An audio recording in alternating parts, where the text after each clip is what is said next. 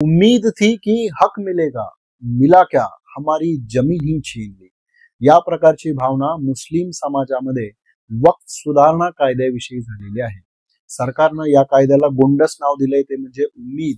परंतु हे उम्मीद आहे का वक्फची जमीन सरकार जमा करणारी उपजमा स्कीम आहे, असा प्रश्न त्यांच्या मनामध्ये निर्माण झालाय। ही त्यांची शंका बरोबर आहे का? तशी शंका निर्माण करणाऱ्या नेमक्या काय तरतुदी आहेत आणि चांगलं म्हणावं असं काही या कायद्यामध्ये आहे का, हे सगळं आजच्या या व्हिडिओमध्ये आपण पाहणार आहोत। परंतु तत्पूर्वी वक्फ मालमत्ता म्हणजे काय हे आपण समजून घेऊया। तर मुस्लिम धर्मामध्ये, इस्लामिक धर्मामध्ये एक प्रथा आहे ती अशी आहे की तुम्हाला जर धार्मिक, शैक्षणिक, सामाजिक किंवा अशा कामासाठी जर चॅरिटी करायची असेल तर तुम्ही तुमची जंगम किंवा स्थावर मालमत्ता जी आहे ती वक्फ म्हणून घोषित करता।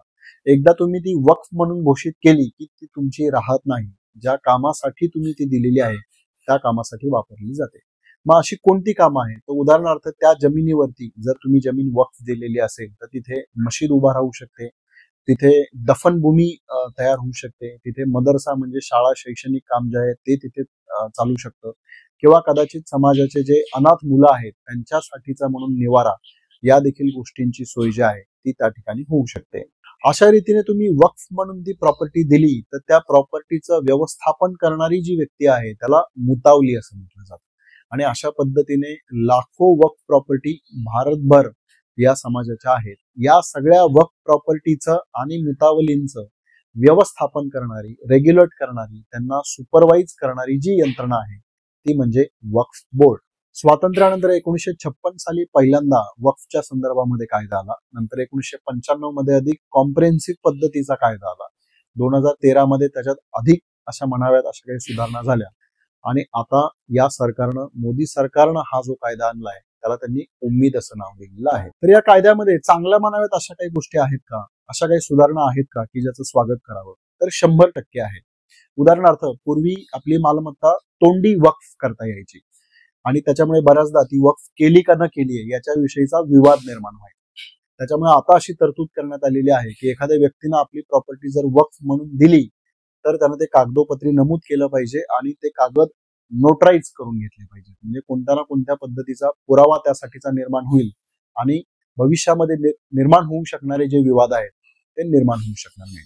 दुसरी तरतूद याच्यात अशी करण्यात आलेली आहे की जो सीईओ असेल वक्फ बोर्डचा तर तो जॉईंट सेक्रेटरी लेवल या पद्धतीचा असेल, म्हणजे अत्यंत सिनियर मोस्ट व्यक्ती जी आहे ती सीईओ असेल।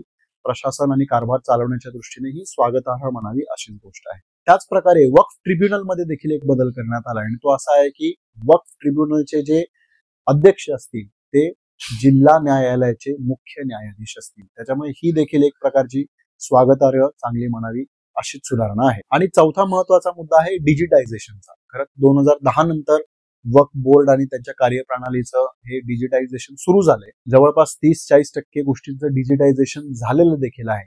परंतु आता हे सरकार या कायद्याच्या माध्यमातून नवीन एक पोर्टल काढणार आहे आणि डिजिटायझेशनची जी प्रक्रिया आहे ती अधिक सुलभ करणार आहे आणि ते निश्चितपणे स्वागत करावं अशीच ही तरतूद आहे। मग प्रश्न असा आहे की वक्फ बोर्डचा कारभार अधिक कार्यक्षम होण्याच्या दृष्टीने अशा तरतुदी केलेल्या असतील तर त्यावर आक्षेप घेण्यासारखं काय आहे? तर खरोखरच या तरतुदींमध्ये आक्षेप घेण्यासारखं काही नाही आणि एवढ्याच तरतुदी असत्या तर सर्वानुमते सर्व पक्षांनी या सुधारणांना पाठिंबा दिला असता। परंतु हा कायदा इथेच थांबत नाही, तर मुस्लिम समाजाला ना उमेद करणाऱ्या काही तरतुदी या कायद्यामध्ये समाविष्ट करण्यात आलेल्या आहेत।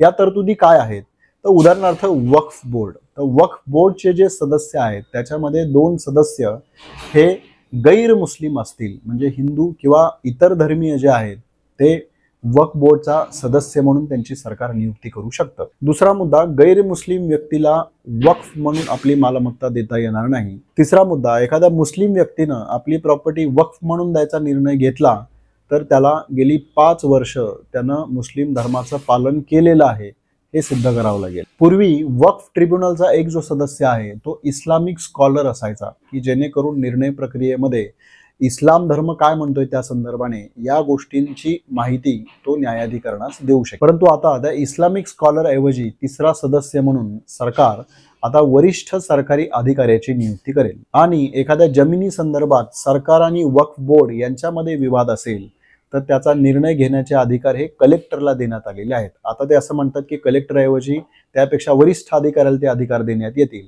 पण मुळात सरकारी यंत्रणेमधल्या व्यक्तीलाच ते अधिकार देण्यात आलेले आहेत आणि एकदा त्यांनी तो निर्णय घेतला तर तो मान्य करावा लागेल. जोपर्यंत वरिष्ठ न्यायालय त्याच्यावरती कॉन्ट्ररी असा निर्णय देत नाही तोपर्यंत कलेक्टरने दिलेला निर्णयच हा वैध ठरेल. वरवर पाहता या तरतुदींमध्ये आपल्याला काहीच आक्षेपार्ह वाटणार नाही आणि त्यामुळेच किरण रिजिजू जे मायनॉरिटी अफेअर्स खात्याचे मंत्री आहेत त्यांनी सभागृहामध्ये असं सांगितलं की याच्यामध्ये धार्मिक असं काहीच नाहीये, तर हा जमिनीच्या व्यवस्थापनाचा प्रश्न आहे आणि त्यामुळे या बॉडीमध्ये वक्फ बोर्डमध्ये 2 सदस्य जर गैर मुस्लिम असतील तर ही बॉडी अधिक इन्क्लुझिव्ह होईल, ही बॉडी अधिक सर्वसमावेशक होईल. किती उदात्त विचार आहे. म्हणजे हा उदात्त विचार ऐकल्यानंतर सभागृहामध्ये सगळ्यांनी खरं तर उभा राहून त्यांना स्टँडिंग ओवेशन द्यायला हवं होतं. प्रश्न फक्त एकच आहे की हा उदात्त विचार हा केवळ मुस्लिम धर्मियांसाठीच लागू आहे का तो हिंदू धर्मियांना पण लागू केला जाणार आहे.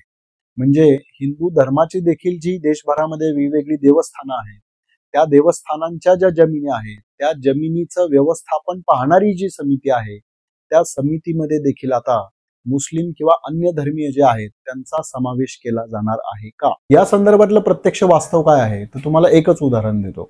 आंध्र प्रदेशमधलं जे तिरुपतीचं देवस्थान आहे या देवस्थानाने एक स्पष्ट नियम केलेला आहे की त्याच्या व्यवस्थान समिती व इतर ठिकाणी काम करणारी जी लोक आहेत ती धर्मानं हिंदूच असली पाहिजेत, इतर धर्मियांना त्यामध्ये स्थान देता कामा नये. आणि म्हणूनच प्रश्न असा आहे की किरण रिजिजू मग तो देवस्थानानं जो नियम बनवलेला आहे तो नियम आता बदलणार आहेत का. खरं तर या निमित्तानं भाजपला आपला अजेंडा पुढे घेऊन जाण्याची एक संधी निर्माण झालेली होती.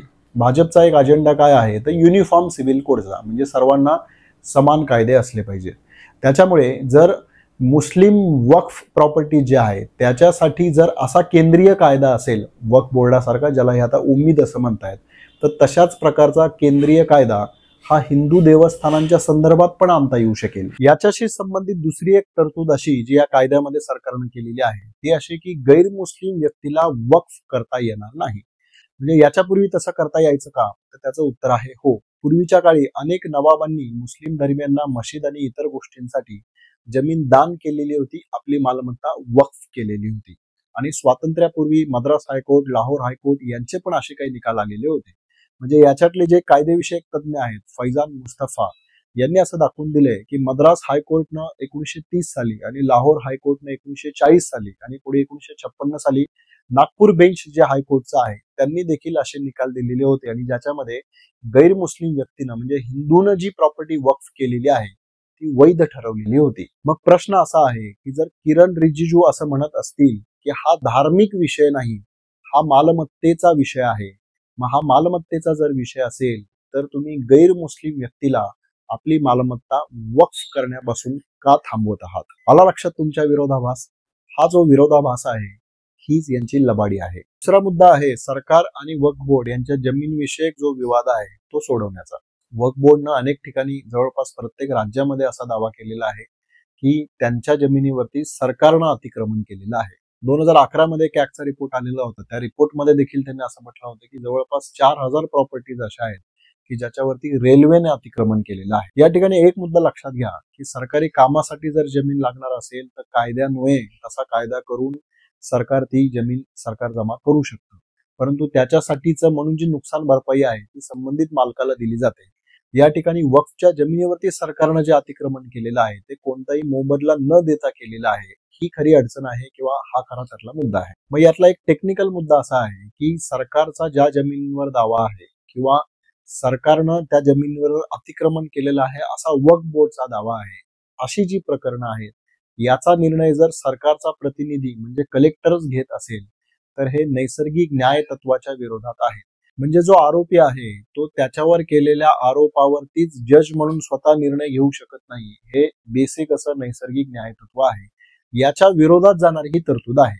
आणि सरकारला जर अशा प्रकरणांचा निपटारा करायचा असेल तर त्याच्यासाठी ट्रिब्युनल आहे किंवा त्याच्यासाठी वेगळी काहीतरी फास्ट ट्रॅक ज्याच्यामध्ये न्यायाधीश असतात, ज्याच्यामध्ये न्याय व्यवस्थेतली लोक असतात, अशी काहीतरी व्यवस्था निर्माण करता येईल आणि अगदी टाइम बाउंड पद्धतीनं म्हणजे वर्षभरामध्ये 2 वर्षभरामध्ये सर्व प्रकरणं निकाली लावायची अशी व्यवस्था करता येऊ शकेल. आणि म्हणून सरकारचा प्रतिनिधी म्हणून कलेक्टरच जर निर्णय घेणार असतील तर शक्यता अशी आहे की ते सरकारच्या बाजूनच निर्णय घेतील आणि त्याच्यानंतर मग त्यांनी न्यायालयीन प्रक्रियेने पुन्हा त्या जमिनीवरती दावा करणे आणि ते प्रकरण सुटणे याच्यासाठी किती जन्म किती वर्ष जातील याची कल्पना आपण करू शकत नाही.